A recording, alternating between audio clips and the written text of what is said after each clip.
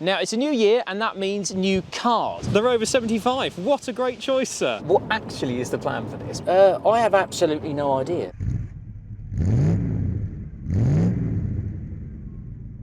Our friends at Lancaster Insurance are running monthly giveaways. You can win all sorts, from experience days to tools, restaurant vouchers and tech. So click the link below at the end of the video to enter their latest competition.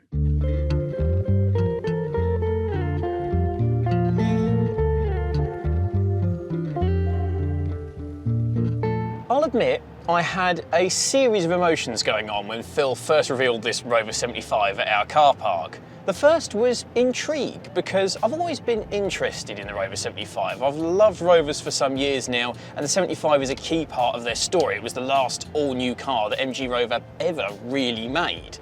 Then it was one of doubt, because Phil's typical car buying policy of paying full price for a car that he's never driven, let alone seen, had seemingly come back to bite us once again. This car was clearly in need of a lot of love. It was very tatty. There were lots of bits falling off, rusty, or just broken. What's going on here? Yeah, we wanted to trim some weight out of it, so... Is this the Superleggera 75? It appears to be full of parts, Phil. There probably should be a door handles around there. What's that on the floor there?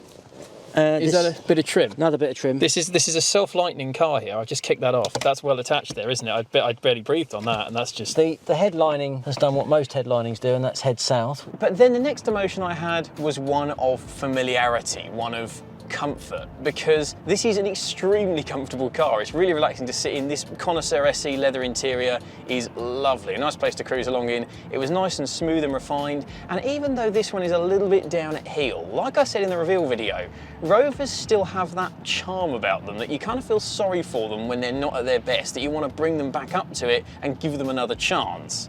So I then said those fatal words, I'll take this on for a bit. And indeed I did. After we filmed that reveal video, I spent the day working at the office, took the keys off Phil, and then on that cold January evening, I drove home in this car. And I must say, I immediately fell for it. This comfortable, warming, cozy interior, lovely heated seats, and this relaxing driving experience.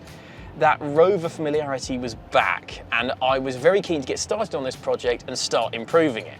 And indeed, I used this car for a few days. I drove to the office in it, I went shopping in it, even took my girlfriend out in it, and she genuinely really liked it and asked if I could buy it off the company when we were done with it. Unfortunately, the next emotion I had was one of dread, because I decided to start clearing the car out, moving some of the boxes of parts and rubbish that came with it out of the back seats. So I reached behind the driver's seat to pick up a box of whatever, and when I touched the carpet to pick it up, my hand was wet. And I don't mean the window's been left open in the rain wet, I mean soggy. I mean, pressed on the carpet and it was oozing water out of it. And I could tell immediately that there was more damp in the carpet under the driver's seat. So I decided to unbolt the driver's seat and then remove it and cut a small inspection panel in the carpet under the seat to see how bad it was. And it was a lake under there. Unfortunately, it wasn't just a little bit of damp. There was a good half an inch of water under the driver's seat in all the carpet, and the spongy sound deadening that's attached to this carpet had absorbed the lot. It was ringing in it, and there was no easy way of getting it out, let alone when it's still in the car.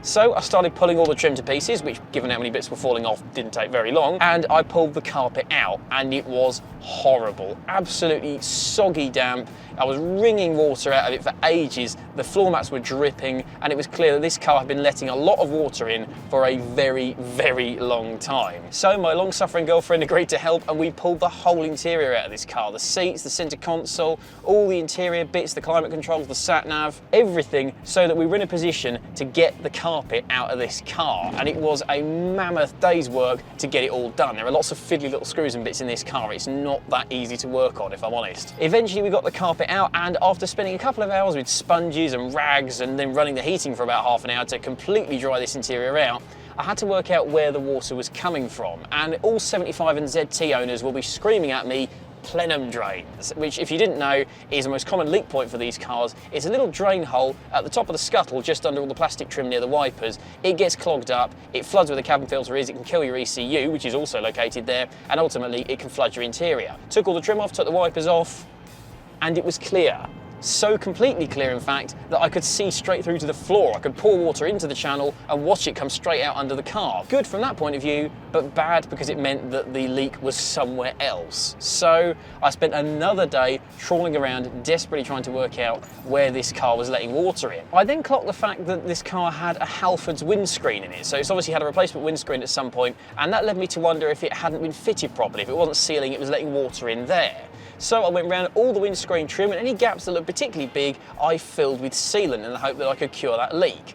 After a quick test of pouring water over the car, it still leaked. So it wasn't the windscreen fitment, it just wasn't particularly tight to begin with. I eventually traced it somewhere under the dash, a couple of the seams where the kind of inner wing meets the body, and water was getting in as it ran down the side of the car. It was so tight under there that I could barely fit under there, let alone get a sealant gun under there to try and stop it leaking, let alone take any photos for you. So I'm afraid you're going to have to take my word that there were a couple of spots where it was leaking, and I could barely see what I was doing, let alone show you, I'm afraid. Again, my long-suffering girlfriend, who's quite a lot smaller than me, had to tuck under the dash to give me a hand with that. So darling, if you're watching, again, thank you very much. Eventually I was happy that we cured that leak, but that carpet was a write-off. It was mouldy, it was manky, and it was fit only for the bin. So I trawled the 75 and ZT Facebook pages and eventually found a very good condition second-hand carpet for 60 quid, and even threw in some spare trim clips so I could reattach the kick panels that kept coming off every time we got in the car. But eventually the job was done. I bolted the car back together and everything electrical seemed to work. Even the radio, which had been a bit patchy before I took the car apart, now just seemed to work. With everything back together on the car now watertight, I could press the 75 back into service. And when I did, I started warming to it again, because this is a charming old bus to cruise around in. It's so relaxing, so comfortable. Those heated seats, I do love a heated seat, are magnificent. And because it's a diesel automatic, it's just such a lazy, one-handed cruiser. I can waft along, drink my tea out of my lovely Ford Fair mug, and just let the world pass me by. It's been a while since I've had a big, comfortable barge to drive, and it must be said, this 75 has reminded me why I like having one. My fun car is a Fiat Seicento with lowered, stiffer suspension and a noisy exhaust, and it's great fun to chuck around on a B road, but sometimes you just want to waft, you just want to cruise, and that is where a big, squidgy barge like this comes into its own. It's a lovely, relaxing thing to drive this. And because it's an estate, it's hugely practical as well. I can get loads of stuff in the boot. Again, my girlfriend and I go shopping in it. I've put 5 people in it, and it's been a really, really nice car to own and use. If you want a modern classic that you can enjoy every day of the year, that's relaxing, that's comfortable, practical and safe and economical, but polish it up, get it looking nice, and you can still show your face at a classic car show, the 75 is a fantastic choice in any form, whether you want diesel or petrol, estate or saloon, and if you get one of those lucrative V8 models. It's a charming thing, this, and it really does have that Rover character to it that I think was missing from the slightly too Honda Rover 600 that we had. So will I be keeping the 75 then? Will it remain a permanent part of the fleet as my wafty barge of choice? Well, not quite. Because while I do love driving this car, and it's really nice to have a big, comfortable barge on the driveway, it's not the comfortable, wafty barge that I really lust after. If I want to buy that car, and between you and me, I have, then this has to go. I need the space on the driveway.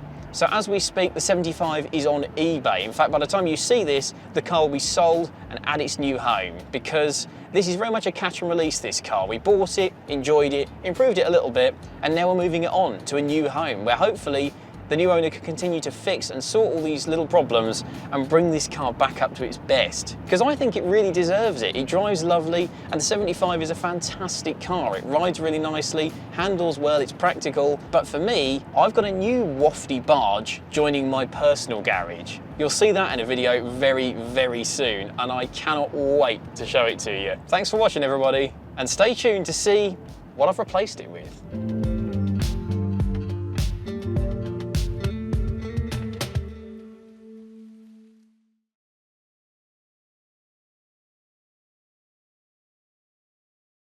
This video is proudly sponsored by Lancaster Insurance. Give them a call on 01480 400 889 for an insurance quote on your classic car. And don't forget to click the link below to enter their latest competition.